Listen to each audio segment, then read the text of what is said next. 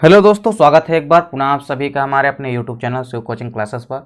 तो दोस्तों, आज की इस वीडियो में हम क्लास 12 बायोलॉजी एनसीईआरटी देखिए। आज की वीडियो में हम देखेंगे दोस्तों, जो हमारा टॉपिक है वो क्या है दोस्तों। जो क्वेश्चन है हमारा आज का वो क्या है, कैंसर क्या होता है। ठीक है दोस्तों, सबसे पहले तो कैंसर की डिफिनेशन अपन देखेंगे। ठीक है दोस्तों, इसके बाद हम इसके लक्षण तथा साथ ही साथ इसके प्रकारों को भी समझेंगे। तो आइए देखते हैं दोस्तों, बेसिकली कैंसर के होता क्या है। तो कैंसर की देखिए डिफिनेशन देखते हैं। तो कैंसर क्या है दोस्तों, एक प्रकार का ऊतकों के असामान्य विभाजन एवं वृद्धि से होने वाली वह असामान्य स्थिति या बीमारी अंगों या ऊतकों को जो क्षय के लिए क्या होती है, जिम्मेदार होती है। ठीक है दोस्तों, उसे हम क्या कहते हैं, कैंसर कहते हैं। ठीक है दोस्तों, क्या कहा हमने, ऊतकों के असामान्य विभाजन एवं वृद्धि से होने वाली वह असामान्य स्थिति। ठीक है दोस्तों, तो यानी ऊतकों या किसी भी प्रकार की कोशिकाओं में यदि असामान्य रूप से वृद्धि हो रही है, ठीक है दोस्तों, तो इस प्रकार से असामान्य रूप से हुई वृद्धि को क्या कहते हैं दोस्तों, कैंसर कहलाती है। ठीक है दोस्तों, यह बीमारी क्या कहलाती है, कैंसर कहलाती है। देखिए दोस्तों, बेसिकली जो कैंसर है हमारा, तो कैंसर उन सभी अंगों में हो सकता है जिनकी कोशिकाएं विभाजन की क्षमता रखते हैं। यानी इसको आपको नोट डाउन करके चलना है। ठीक है दोस्तों, क्योंकि ये ऐसी सभी कोशिकाएं जिनमें विभाजन की क्षमता पाई जाती है, यह सभी कोशिकाएं जो विभाजित हो सकती है, उन अंगों में क्या हो सकता है, कैंसर होने की संभावना हो सकती है। ठीक है दोस्तों, यानी उन अंगों में कैंसर हो सकता है।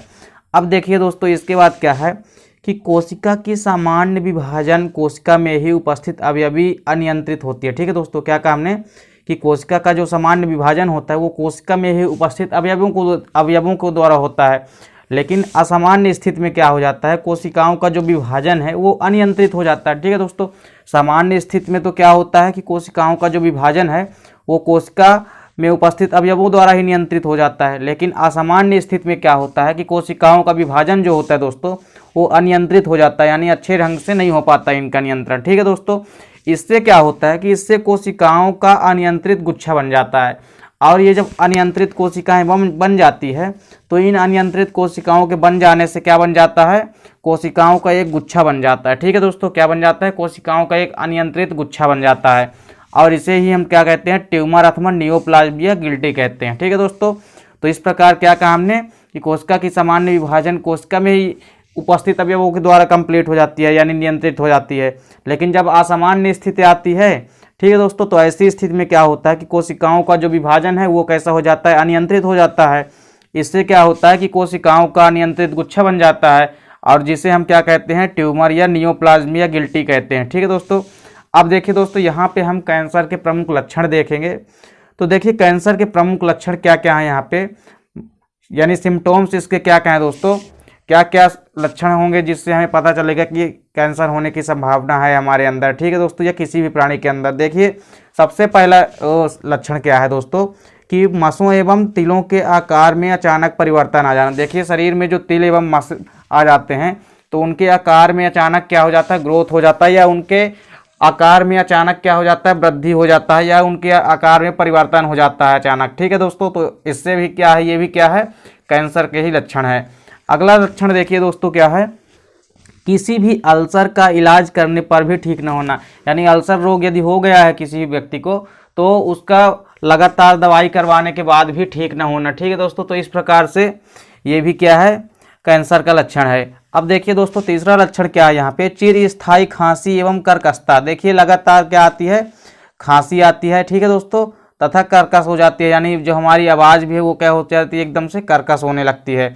अब देखिए अगला क्या लक्षण है दोस्तों, चिरस्थायी कुपच एवं निकलने में कठिनाई। ठीक है दोस्तों, चिरस्थायी कुपच होने लगती है तथा भोजन को अंदर निगलने में कठिनाई आने लगती है। ठीक है दोस्तों, क्या होने लगती है, भोजन को अंदर निगलने में कठिनाई आने लगती है। तो ये भी किसका लक्षण है, कैंसर का लक्षण है। देखिए अगला लक्षण क्या है दोस्तों, यहाँ पे बिना दर्द के शरीर के किसी भी भाग का बढ़ जाना या असाधारण गांठ का निर्मित हो जाना। यानी ठीक है दोस्तों, बिना दर्द के, आपको भी दर्द भी नहीं होगा आपको, लेकिन शरीर के किसी भी भाग का क्या हो जाएगा, बढ़ जाएगा। जैसे मांसे या तिल हैं, ये अपने आकार में क्या कर लेंगे, बढ़ जाएंगे। ठीक है दोस्तों, इनमें क्या हो जाएगी, अचानक ग्रोथ हो जाएगी। ठीक है दोस्तों, तो इस प्रकार से जब ग्रोथ हो जाएगी तो ये कैसी संरचना के रूप में दिखेगी, एक गांठ का रूप ले लेती हैं ये संरचनाएं। ठीक है दोस्तों, तो गांठ का निर्मित होना, ये भी क्या लक्षण है, कैंसर का लक्षण है। अगला लक्षण देखिए क्या है दोस्तों, सामान्य आंतरिक स्वभाव में कोई भी परिवर्तन। ठीक है दोस्तों, जो हमारी आंत है या इंटेस्टाइन है, तो इसके स्वभाव में या हैबिटेट में किसी भी प्रकार का परिवर्तन या चेंजेस देखने को मिलता है, जैसे बार बार अपच होना, ठीक है दोस्तों, जैसे बार बार क्या होना, अपच होना, तथा खाने की चीज़ों में निकलने में परेशानी होना, ठीक है दोस्तों। तो ये भी किसके लक्षण हैं, ये भी सब कैंसर के लक्षण है, ठीक है दोस्तों।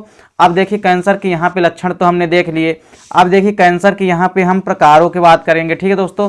कैंसर के यहाँ पे प्रकार देखेंगे या टाइप्स ऑफ कैंसर देखेंगे, ठीक है दोस्तों। तो कैंसर के बेसिकली प्रकारों में कई सारे प्रकार यहाँ पे हम देखेंगे, ठीक है दोस्तों। तो चलिए एक के बाद एक हम कैंसर के सभी प्रकारों के बारे में पढ़ते हैं। तो देखिए सबसे पहले जो हमारा कैंसर है वो क्या है दोस्तों, पहला कैंसर का जो प्रकार है वो क्या है दोस्तों, सारकोमा। क्या है दोस्तों, सारकोमा। सारकोमा देखिए दोस्तों क्या होता है, यह संयोजी ऊतक में गिल्टी के रूप में होने वाला कैंसर है, ठीक है दोस्तों। जो हमारी संयोजी ऊतक है यानी कनेक्टिव टिश्यू है, तो ये क्या होता है, कनेक्टिव टिश्यूओं में क्या होता है, गिल्टी का रूप धारण कर लेता है, ठीक है दोस्तों। तो इस प्रकार से क्या हो जाता है, जो कि अस्थि एवं उपास्थि की पेशियों में विकसित हो जाता है। और बेसिकली ये कहाँ कहाँ, बोन और सर्टिलेज की पेशियों में क्या हो जाते हैं, विकसित हो जाते हैं।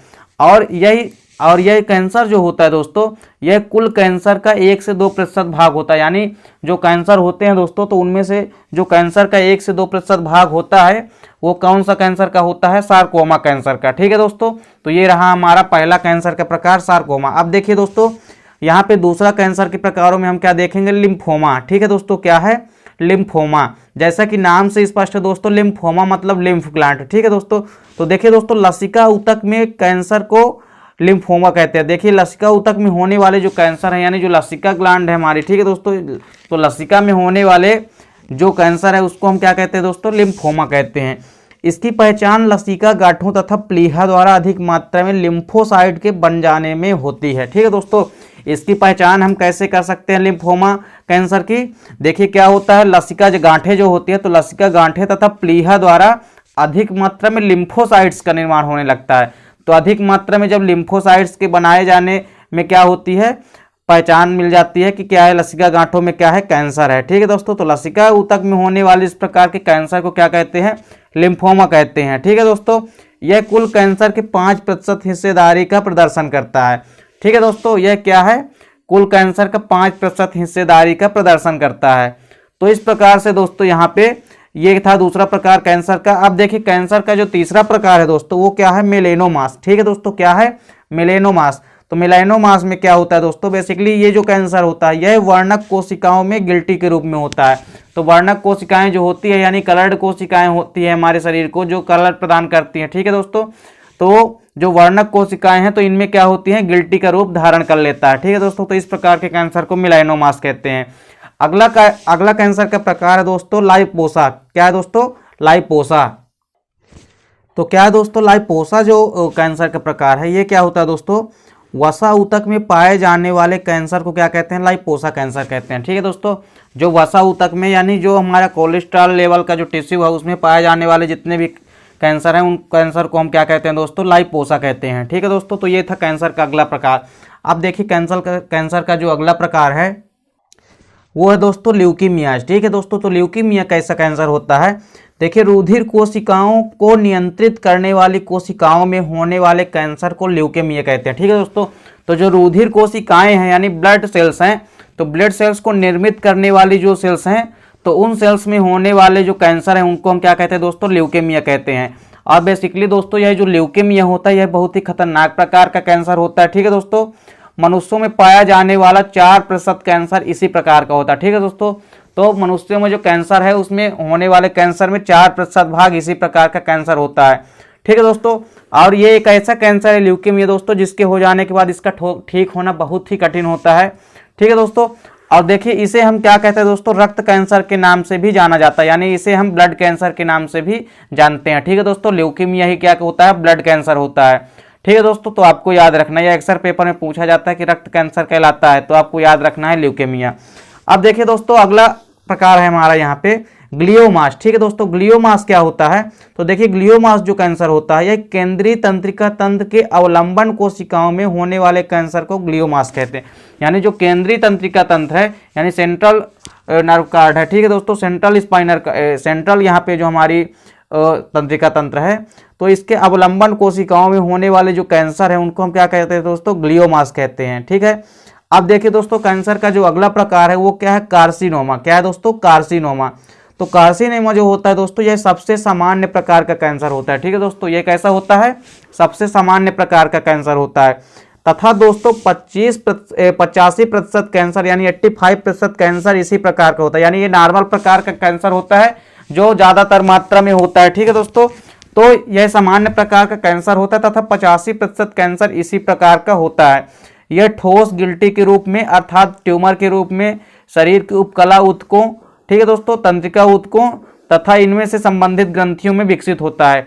ठीक है दोस्तों, तो आपको याद रखना है कि जो कार्सिनोमा होता है ये कहाँ बेसिकली सामान्य प्रकार का कैंसर होता है और 85% कैंसर इसी प्रकार का होता है। यह ठोस गिल्टी के रूप में अर्थात ट्यूमर के रूप में शरीर के उपकला ऊतकों में, तंत्रिका ऊतकों में तथा इनसे संबंधित ग्रंथियों में यानी ग्लैंड्स में विकसित होते हैं।